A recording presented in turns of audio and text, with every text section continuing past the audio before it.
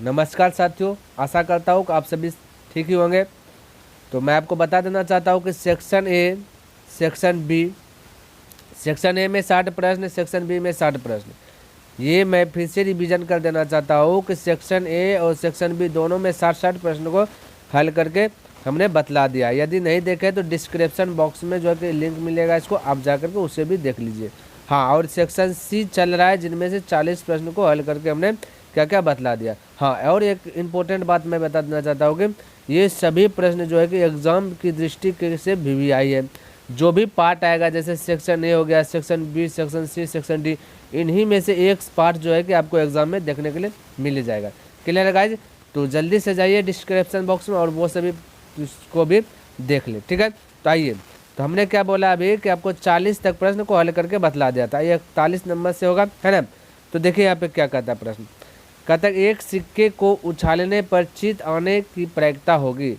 चित आना चाहिए ना, चित पट, हेड टेल बोलते हैं ना, उसी प्रकार से। तो गाइज एक सिक्का उछालेगा तो एक में हेड आ सकता है या एक में टेल आ सकता है, आ सकता है। टोटल परिणाम की बात करें तो टोटल 2 है। और प्रायिकता कहता है कि संभव घटना बटे कुल घटना, ये फार्मूला होता है। यानी कि संभव घटना मान लेते हैं कि आपको एग्जाम देते हैं 100 नंबर का आपका जो है कि टेस्ट हो रहा है ना, जिनमें से आप ला लिए 60 नंबर, तो वो 60 आपका ऊपर आ जाता है और 100 नीचे। यहाँ तक तो आप सब समझते हैं। तो 60 जो है ना साथियों, ये आपका संभव है कि आप भाई इतना नंबर लाए हैं, और 100 जो है कि ये कुल घटना है, यानी कुल प्रश्न की संख्या है ना। तो इसी प्रकार से यहाँ भी आते हैं कि संभव घटना बटे कुल घटना। तो बोले कुल कितना है 2, हेड पूछे तो 1, टेल भी पूछे तो 1। तो यहाँ चित पूछा तो कब होगा, एक ही होगा, चित या पट, दोनों में से एक होगा। तो एक हो गया आपका चित, तो आपका आंसर 1/2 हो गया, क्योंकि संभव कितना हो सकता है चित, 1। और कुल कितना है एक सिक्का में, परिणाम कितना आ गया 2, एगो चित 1 पट, तो 2, तो 1/2, यानी कि संभव है 1, कुल है 2, तो 1/2 आपका राइट आंसर हो जाएगा। तो ऑप्शन नंबर बी करेक्ट होगा। क्लियर है? आगे देखिए,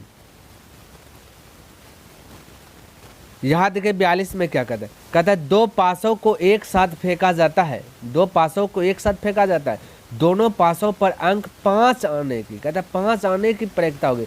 यानी कहता है 2 पासा है, दोनों को एक साथ फेंका गया है। तो बता देना चाहता हूँ मैं साथियों कि पासा जो है, एक पासा में 6 परिणाम होता है, यानी कि 6 पर पावर 1 तो 6, 2 पासा पूछा है तो 6 पर पावर 2 कर देना है, यानी कि 36।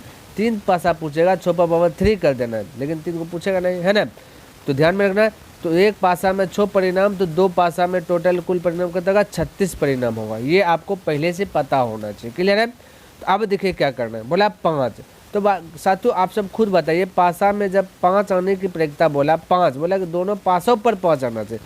तो एक पासा पर एक बार 5 आएगा, दूसरा पासा पर भी एक बार 5 आ सकता है, आएगा कि नहीं आएगा। तो टोटल मिला करके एक के पासा, एक के बार ना 5 आएगा, यानी कि दोनों पासों को एक साथ फेंका, ये भी पासा है एक भी पासा है, तो दोनों को एक साथ फेंका। तो कभी ऐसा सिचुएशन आया होगा जो कि दोनों पे 5 आ गया होगा, दोनों पे है ना, तो एक ही बार ना 5 आएगा। दोनों पासों को हम जो कि बारी बारी से नहीं, दोनों पासों को एक साथ फेंक रहे हैं, तो जब भी कभी तो होगा, दिन भर में कभी तो होगा जो कि दोनों पर 5 आ जाए, आएगा कि नहीं आएगा? हो सकता है, बिल्कुल हो सकता है। तो संभव कितना 5 है, एक बोले सकते, कुल कितना है बोलेगा 36, 1/36 आंसर हो गया राइट आंसर, यानी ऑप्शन नंबर बी करेक्ट होगा। तो आशा करता हूँ साथियों आपको समझ में आ रहा होगा। क्लियर है? आगे देखिए क्या कहता है। यहाँ देखिए 43 नंबर प्रश्न क्या कहता है। कहता है एक थैले में 4 लाल, 5 काली एवं 3 पीली गेंद है। यादृच्छिक छया निकाली गई गेंद पीली है, तो इसकी प्रायिकता क्या होगी। कहता है कि थैला है एक थैला में जो कि लाल गेंद आपका है दिया गया 4 गेंद, और बोल दिया गया काली गेंद जो है कि थैला में ही है आपका 5 है, और बोल दिया गया पीली गेंद कितना है थैला में, पीली गेंद बोल दिया 3। टोटल की बात करें, कुल की बात करें तो 5 4 9 3 हो जाएगा 12, कुल हो गया, कुल कितना हो गया 12 हो गया। क्लियर है? आपसे पूछा क्या, पीली गेंदों की प्रायिकता, फिर से प्रायिकता का मतलब संभव करना। तो संभव कितना पीली हो सकता है, तो बोलिएगा संभव पीली की बात करें तो गाइज यहाँ पे पीली आपका कितना है, देखिए तो संभव पीली कितना है 3 गो है ना। तो संभव को ऊपर में, कुल कितना है थैला में, तो 12, तो कुल नीचे में। इसको काटाइए 3 एकम 3, 3 चौके 12, यानी 1/4 आपका आंसर आ जाएगा, यानी ऑप्शन नंबर 1 करेक्ट होगा। तो आशा करता हूँ साथियों ये भी आपको समझ में आ गया होगा। आगे देखिए क्या कहता है। देखिए ये प्रश्न कुछ नहीं है, बस हलवा है ना, हलवा भाई। ये दिखे क्या दिखा है, कहते हैं एक समबाहु त्रिभुज, बस देखिए समबाहु त्रिभुज का है, समझने का प्रयास करें। कहते हैं एक समबाहु त्रिभुज ABC की एक भुजा 12 सेंटीमीटर है, तो कहता है उसकी ऊंचाई ज्ञात करें। ऊंचाई क्या होगी ये पूछ देगा, तो घबराना नहीं, इसमें दिखे ध्यान से। समबाहु त्रिभुज बोला, तो ये समबाहु त्रिभुज कहता है कि सब भुजा समान हो। क्या बोल रहा है साथियों, सब भुजा क्या हो, समान हो। यानी ये B है, ये C है, यानी ये 12 सेंटीमीटर, तो ये भी 12 सेंटीमीटर, ये भी 12 सेंटीमीटर। लेकिन आपको ऊंचाई ना अपना, ऊंचाई हमेशा सीधा हो जाएगा, क्या होगा, ऊंचाई ये पे सीधा हो जाएगा इस प्रकार से। तो ये हो गया आपका D। तो साथियों ये बीच से काट दिया, आधा आधा ये भाग में बट गया, तो टोटल 12 है, 12 में आधा आधा हिस्सा बट गया, तो बोलिए ये भाग 6 ले लेगा, ये भी भाग 6 हो जाएगा। होगा कि ना होगा, बिल्कुल होना चाहिए, इसमें तो कोई डाउट ही नहीं होना चाहिए। अब देखिए ध्यान से, इसमें फंडा क्या है, आपको निकालना ऊंचाई। आपको पता हो गया कि यहाँ पे 90 डिग्री का एंगल बनेगा, और जब 90 डिग्री का एंगल बनता है तो पाइथागोरस प्रमेय यूज करते कि नहीं करते हैं, इतना सब तो आपको पता होना चाहिए। तो पाइथागोरस प्रमेय क्या कहता है, कहता है कि कर्ण का स्क्वायर बराबर लंब का स्क्वायर प्लस आधार का स्क्वायर। तो बस इस पे बैठा दीजिए। तो कर्ण क्या है, बोले इधर से आइए या ये साइड से आइए या फिर ये साइड से, दोनों बराबर है, हम ये साइड चाहते हैं। तो कर्ण है आपका 12, तो बोले 1 12 का स्क्वायर बोल सकते हैं, क्या बोल सकते हैं, 12 का स्क्वायर इक्वल लंब। लंब क्या है, लंब ये बोलिए ये वाला लंब है, A से D लंब है, यही तो निकालना है। तो बोले AD स्क्वायर प्लस लंब बोले ऊंचाई। तो बात तो एक ही, आपको हम बोलेंगे तुम कितना लंबा हो, या हम बोल देंगे कि बताओ ऊंचाई कितना है, तो दोनों तो बात एक ही है ना। तो यार ध्यान से देखिए, आधार पूछा, तो आधार आपका 6, तो 6 का क्या कर दे, स्क्वायर कर। 12 का स्क्वायर बोलेगा तो 144 इक्वल AD स्क्वायर और प्लस 6 का स्क्वायर बोले तो 36। क्लियर है, यहाँ तक किसी को डाउट, कोई डाउट नहीं। अब देखिए आप लिख रहे हैं, बोलिए 144 और ये 36 इस पर आ जाएगा, तो हो जाएगा कितना, -36। क्लियर है, इक्वल हो जाएगा AD का स्क्वायर। यहाँ तक किसी को दिक्कत, कोई दिक्कत नहीं।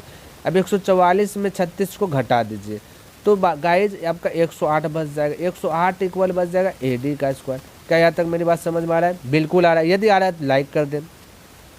यहाँ पे देखिए अब स्क्वायर ये पर आ जाएगा तो रूट अंदर हो जाएगा, कितना रूट अंदर 108, ठीक है, बच जाएगा कितना साथ, तो AD बच जाएगा, सिर्फ AD। तो अब हम जो है कि लिख देते AD बच जाएगा, क्या बच जाएगा, AD बराबर है ना, AD बराबर बच जाएगी। अब इसको हल कीजिए, तो 108 को हम बोल सकते हैं रूट अंदर, ये बोल सकते 36 गुना 3 बोल सकते हैं, कितना बोल सकते 3। देखिए गुना कर, 6 18 करिए, 8 होते चल 2 3 सॉरी 6 18 का 8 होते चल 1 3 3 9 1 10, वही आ जाएगा है ना। आप एलसीएम ले लीजिएगा साथियों, एलसीएम आपको पता होना चाहिए। 108 इस प्रकार से लिख देना, ऐसे ऐसे करके 2 से खिलाइएगा, 5 फिर 4 फिर 2 से खिलाइएगा ना, इस प्रकार से आपको जो है एलसीएम लेना है। क्लियर है, आगे देखिए। अब यहाँ पे समझिए क्या कहता है, 36 का 12 हम बोल सकते हैं 6 है ना, और रूट अंदर 3 ही रह जाएगा, तो 6 रूट 3 आपका क्या हो जाएगा, राइट आंसर होना चाहिए कि नहीं। तो 6 रूट 3 दिखे आपका ऑप्शन नंबर कितना है, ऑप्शन नंबर बी में है 6 रूट 3 है कि नहीं है साथियों, तो ऑप्शन नंबर बी करेक्ट हो जाएगा। क्लियर है।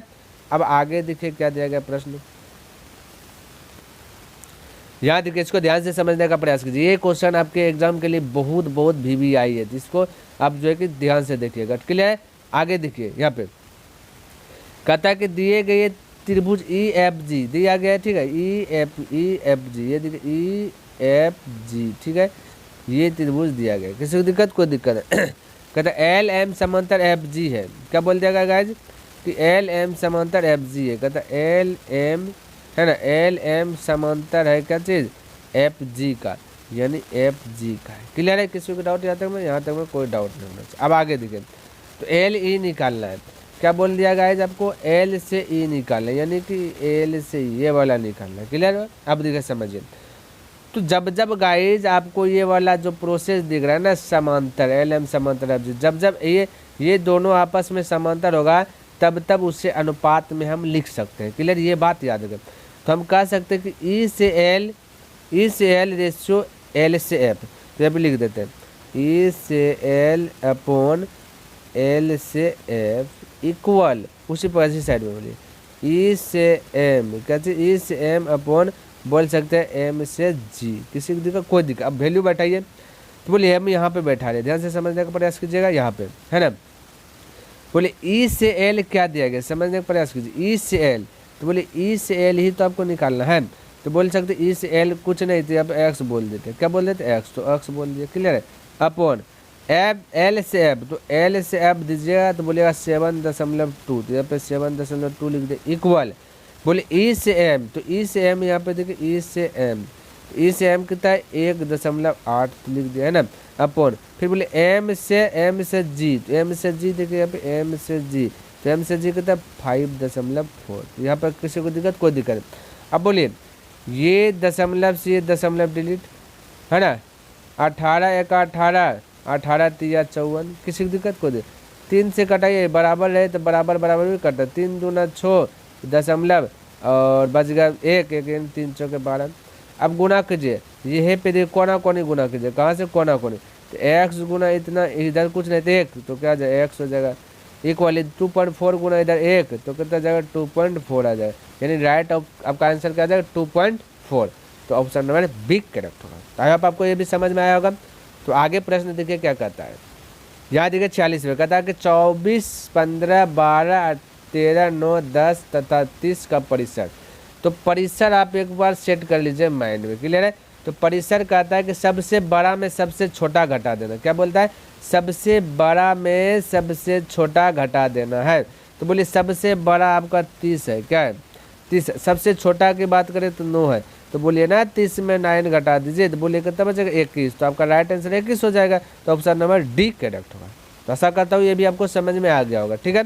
आगे देखिए यहाँ देखिए 47 में कहता है कि 3, 4, 6, 8, 14 का माध्य ज्ञात करें।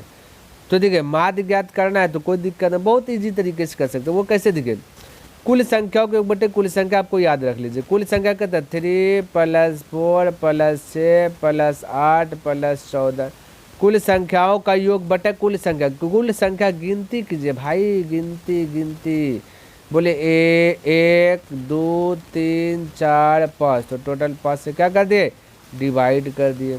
अब आंसर आ जाएगा, बोले 3 3 4 7 7 6 13 13 21 21 14 35 35 अपॉन 5, 5 से भाग दीजिए 5 7 35, तो आपका 7 राइट आंसर हो जाएगा। ऑप्शन नंबर बी करेक्ट होगा, क्लियर है। आगे देखिए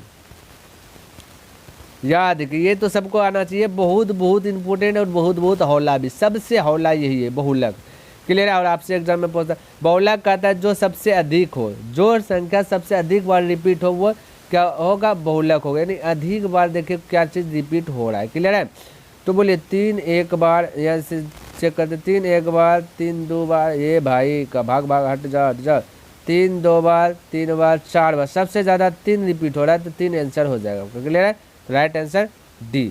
आगे देखिए क्या कहता है, 8 7 12 15 10 9 11 की माध्यिका क्या होगी।